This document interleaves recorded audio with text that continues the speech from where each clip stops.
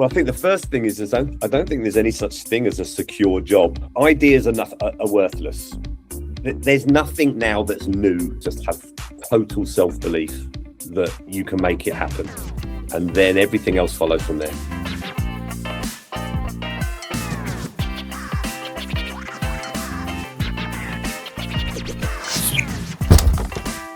Welcome back to another exciting episode of the Business Narrative. Today we are joined by none other than Peter Tighe, a seasonal entrepreneur who has been helping entrepreneurs to deliver their pitches and upscale their businesses from last 2.5 years. Thank you so much, Peter, for your precious time. Happy to be here. Looking forward to it. Peter, my first question is, like, you were working in one of the finest and biggest organization of the world, L'Oréal Paris, and you had a secure job. But what happened? Like, you decided to launch your own company, FundLabs, back in 2024. Like, what was the pivotal moment and why you left a secure job at the age of 45 or around 50? So you had the experience, you have enough savings, and now you thought that this is the right time. Like, my question is, what is the right time to become an entrepreneur? I think the first thing is I don't think there's any such thing as a secure job, especially not now. I think that's just when I was younger, you could pretty much project a career that you'd start here and then you could build to this level and then move to the next, and it was a little bit more easy to navigate.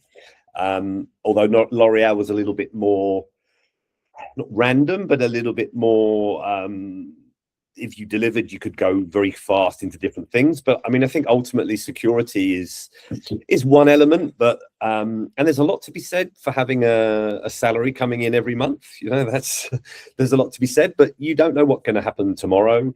So I think I always had the philosophy that even in a big company, that you work for yourself, that you're building your own career, and while you're in a company, that's just the environment you're in. And if you find an environment that you enjoy and you're learning, and that was very much my time at L'Oréal, I was constantly having new challenges.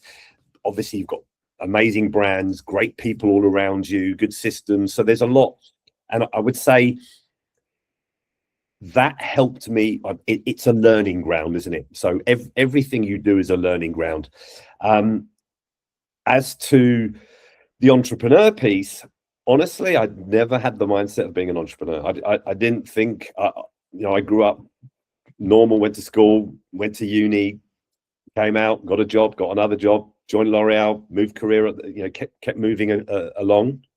I never really thought I would run my own business. It was never something I really wanted to do or had thought about that was me. So I think a lot of it is in mindset. It's about what you want to do, where if you're ready mentally to go and do it. It's hard. There's so many elements to that question that you asked. So I'll kind of roll with it. I think what I have learned is it's really brutal. So when you're starting a business, just be aware that it is really tough. And the reality is that most people won't succeed. Like the vast majority of businesses don't get to £1 million, and beyond that, a much smaller amount. A small amount will raise money and be able to go to the next level, but actually to exit, tiny amounts. So it depends on your personal objectives, what you want to get out of it. I'd say from my perspective, I learned a huge amount, obviously working with a multinational organization like L'Oréal. I was fortunate enough to do marketing, to do sales, to be a GM, to do a regional role, and then to be an MD of MDs. So you're just learning lots of things. That's definitely a foundation for what I'm doing now. It was just being exposed to different countries, different cultures, different stages of business, different business models.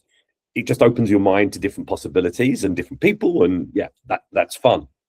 So when I left to actually join I left L'Oréal to join a private equity company. So there was a sort of transition between, and that was, we'll maybe touch on that later, but that was a sort of transitional phase. So I didn't even, when I left L'Oréal, I didn't think I'm going to be an entrepreneur. It was still not in my head. That came later. And then I guess we'll touch on why and when after. Does that kind of answer the question? I think so. So you were talking about corporate systems, corporate sector. So in corporate sector, they always try to hide human side's mistakes, right? So on the other side, when you are trying to do something or when you are trying to pivot, you always face challenges and you do make mistakes. So what were your mistakes you made? And after becoming an entrepreneur, you were wearing all the hats by your own. Yeah, so just first thing I think is just that people at the age there is, I mean, the reality is that the most successful entrepreneurs are actually 40 plus. And I think there's a reason. It's because you have the foundations, you have the experience. Doesn't mean that everyone's going to succeed. And there are, of course, plenty of young people that run good businesses. But the ones that tend to be the biggest ones are older people, because I think it is so hard. So in terms of the sort of systems, I mean, it's an interesting thing. I don't know if the systems hide people. It's a different environment. So, ultimately, when an entrepreneur, if you build your business to be 500 million revenue, you're going to have a big business setup. You're going to have the systems and processes and structures so you can manage the teams and you can manage the scaling of that and the internationalization or whatever the elements that you're going to do. So I think it's more, maybe the point is that when you are in a big org, and I think this is definitely true for when I started as an entrepreneur down the line, you are supported by these systems. So the things that you have to think about on a daily basis are more in your own sphere, because you know that somebody's got the cash flow sorted. You know that somebody's got, you're obviously measuring your KPIs, but somebody, you've got the finance teams, you've got your logistics teams, you're doing the execution, but you've got all the support there. You've got the product development, you've got the brand development, you've got the stories that you can build. So that whole structure is helping you. You've got HR people, you've got all these things that make you able to focus on what you're doing in a more constrained or limited box. When you're an entrepreneur, you've got to kind of do everything, and especially early on, you're the cleaner, the team maker, as well as the CEO and the product developer and the marketing and the sales guy. So, I always laugh. I thought that I was quite entrepreneurial as a corporate guy. I was a little bit atypical. I didn't go to a very big university, like from a pure education level. I wasn't at the same level as a lot of the people that I was working with. Different background, wasn't really into beauty. It wasn't a thing. I was very into sport. So it was a bit of a strange move, but it's more about your adaptability and your competencies in certain things. So, so I guess I lost a bit of my train of thought there. What were we talking? So then we were talking a little bit about the systems and people. So when you're starting, I mean, I remember when we founded the skincare business with a good mate of mine, and I've gone from a 400 million pound exit where you've sold to a multinational, you've gone through this big process, and then I'm going to the post office and putting in orders that I've just packed up in the boxes from your website. So it's very grounding. And I think that's the beauty of being an entrepreneur, is while in a corporate, you're going to learn specific skills in certain sectors. And you've got all that support structure. So it's a great training and an exposure. As an entrepreneur, you're grounded. So you see everything. You understand the importance of your cash flow. You understand the importance of speed to market. You understand when a customer's complaining, it feels personal to you. So that there's all these things that are. So I suppose the overall answer is, between corporate and entrepreneurial, they're just different contexts. So it's a choice that you make. And if you feel that you're ready to go and do it, the best way of learning is always to do. So you can think about it, but you don't learn very much by thinking. You learn by getting in there and doing it. So if you do and you have a couple of failures, no big deal. You move on and do the next one. So do let me know, how did you maintain business momentum when COVID happened in 2020? It was a global lockdown. and you were working day and night. But COVID was very new thing for all the business owners. So how did you cope up with that global lockdown? In some ways, it was a help. So it certainly didn't help physical distribution, but in D2C, there was a big movement towards it. We were already set up to do online sales. So in fact, it kind of drew more attention to that. It got more competitive for sure. So there was pressure on your cost of acquisition, but you were able to drive because there was a lot of attention to D2C and consumers were going. So I think it's really an adaptability game. You just look at the opportunity, you go, okay, you can't do much to activate in store, but you can do more on D2C and on Amazon. So we just pushed harder on those channels. In business world, in entrepreneurial world, every founder or every investor, they always talk about product. But on the other side, we see you always value founder over product.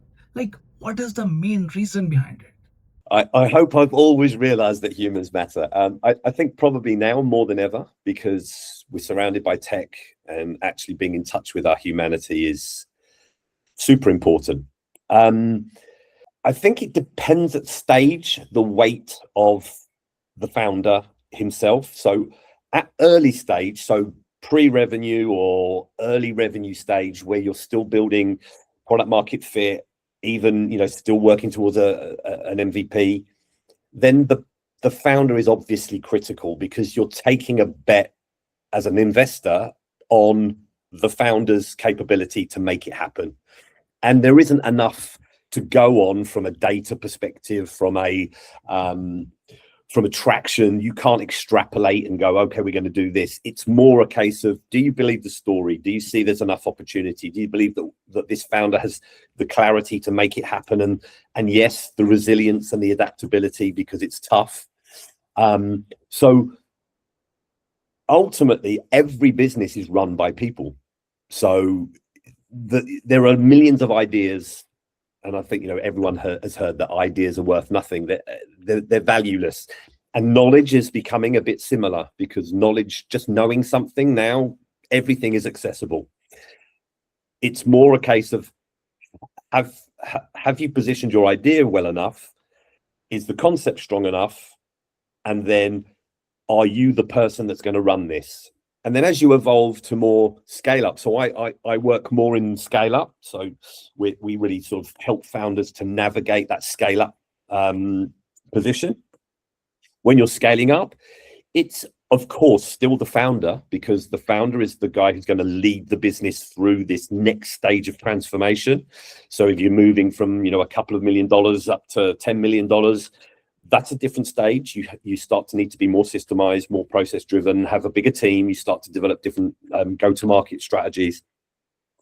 Then it's a combination. Then it becomes, the product needs to be, of course, great and fit for market and stand out enough that people are going to buy it and come back to it. But it also becomes about the systems and the processes, and are you understanding the levers of growth, and do you have clarity in the way that you're going to do that? And of course, the personality is still important. Absolutely. You always been part of so many pitches, and you have seen so many business pitches in last few years, right? So what are top 3 skills required to make a pitch successful when you are in presentation room, talking to investors, giving your ideas to VCs? So, I mean, I think we sort of touched on it. Ideas are worthless. There's nothing now that's new. You can search anything. Somebody's already tried to do it. What matters is execution. So it's about how you stand out. And there are fundamental questions as an investor that you're always thinking about. The first one is always, and I think when you're at early stage, it's easy to get carried away with your product. The most fundamental question is always, why should anyone care? What's the problem that you are solving? Is it a problem that is seriously acute to your ICP? So are there are customers there that are clearly having a pain that you overcome, that nobody else is able to do that at the moment?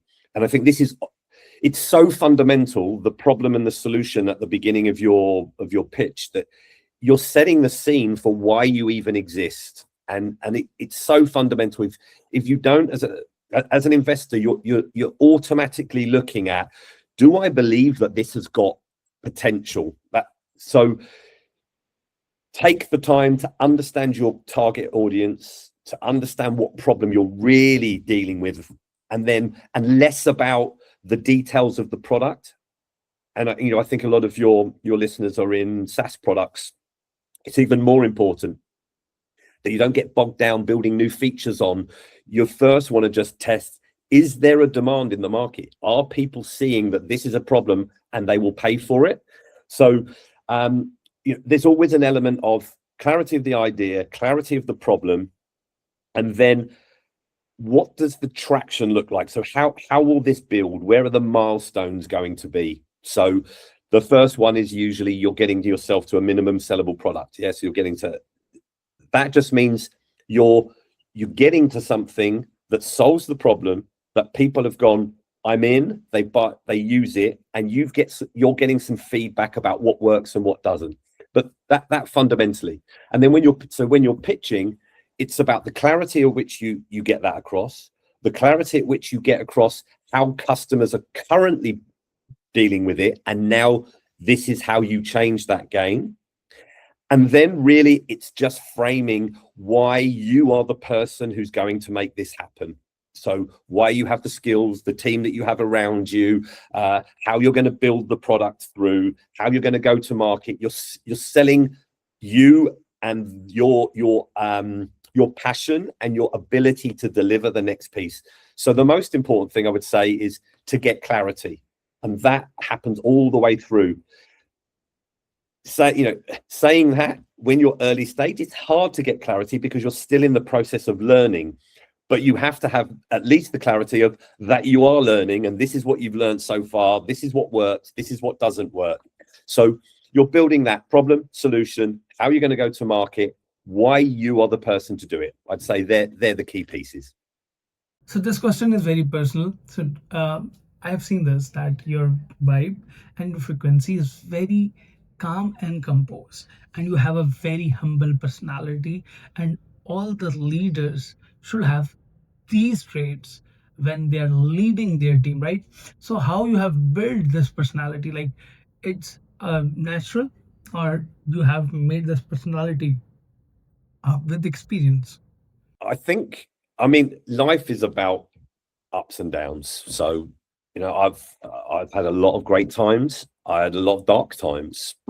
That's the nature of life. I think I've always been quite extrovert, and I've always been quite passionate about building teams and building things with people. So I've always enjoyed that connection, and it's why I find it quite difficult sometimes when we're all working remotely and we're not in touch with each other. So I really enjoy the connection of human beings, and so there is an anchor, and I think we could get quite psychological and quite spiritual, yes. So I think there's an element of your shadows. So the things that you most struggled with, as you get later in life, they often become your strengths, and they become the things that you power through. So I always had feelings of low self-worth. So I was always not feeling worthy, a bit of imposter syndrome. I was rising to levels at L'Oreal that I was like, I never imagined that I would go to those levels. So there was that balance with inner. I also had a lot of confidence in what I did, and I really enjoyed doing things and building things, and I was good at parts of that. So I guess, what do? I've learned a lot about myself. I've learned a lot to just relax, and you have a focus. I don't really believe in the Navy SEAL thing of getting up at 5 a.m. and working till midnight. I don't, yes, look after your body, mind, and spirit 100%, but it's more about knowing what you want to achieve, being focused, but then relaxing and let the universe do its thing.